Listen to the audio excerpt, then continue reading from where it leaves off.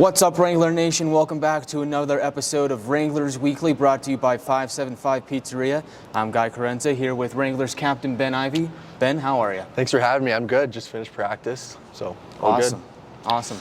So, Wranglers Captain got announced in the offseason. What's it been like kind of leading this team so far?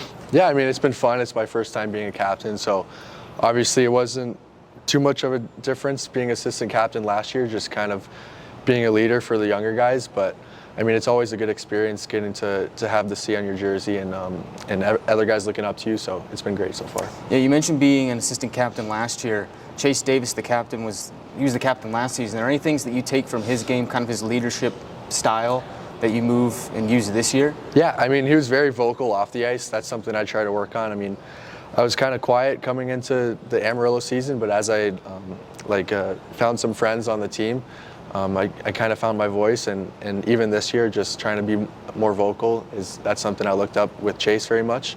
Everyone looked up to him. He had a strong voice, and that's kind of something I really want to take after him. So. Nice. I mean, Wranglers off to a hot start this season. I mean, just kind of talk about yourself a little bit. You're from San Diego. I mean, how do you get into hockey from being in Southern California? Yeah, I mean, it's a very small community out there. I think there's only 3 rinks in the giant city of San Diego. But I actually took after my cousin when I was like 3 years old.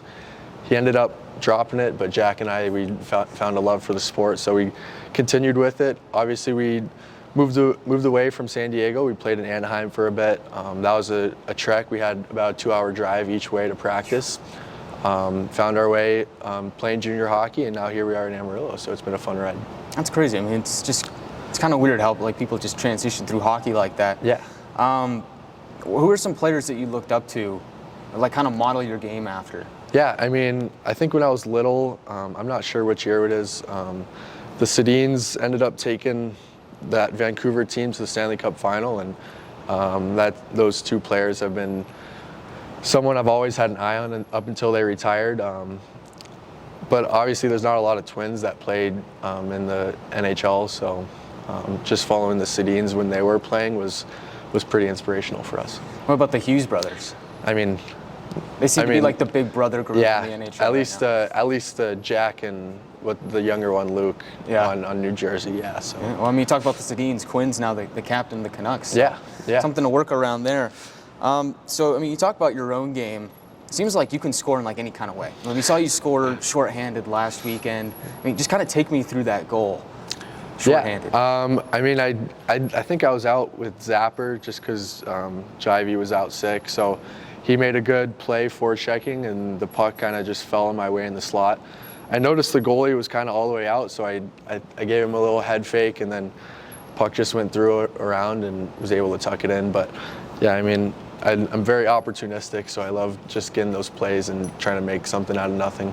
So. Yeah, I mean, well, it's interesting because I've seen you and Jack out on the penalty kill this season. Is that something that you've requested to have done, or is that kind of a coach's choice? No, I think it definitely started last year. Hoodie put us out. I don't know what he was thinking because we had no penalty killing experience, but it kind of worked out just because we know where each other, we know where we're going to be, like in the defensive end, definitely when there's 4 people out. So if I'm pushing out far, he'll have my back or something. And I think it really works in the neutral zone when if someone's angling out, he'll always have my back or I'll have his back, and I kind of know where he is even when I'm not looking, so it just works out that way.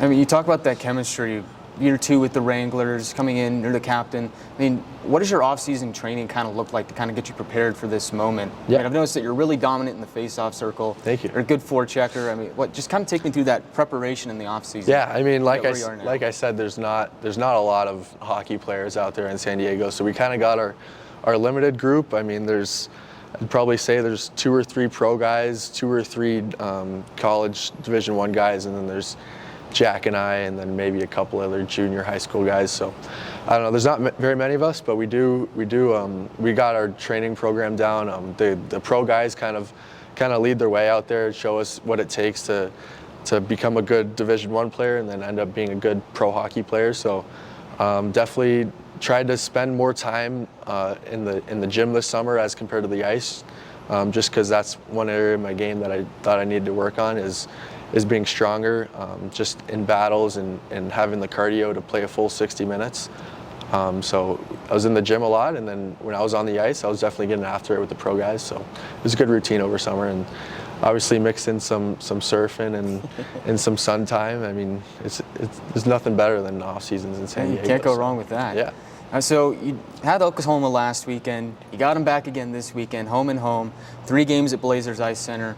I mean, what did you like about your game last weekend overall as a team that you can kind of carry over into this next weekend against Oklahoma? Yeah, I thought this weekend was one of our better better two games where we had a full 60 minutes and we were able to stick to the systems.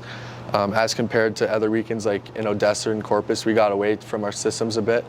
And hopefully that carries on. I mean, 3 games is going to be a hell of a series. So, I mean, just being able to stick with it is going to be very key, especially in that second and third games when the boys start getting fatigued and tired and your brain starts getting away from the game. So you just got to stick with the system. So.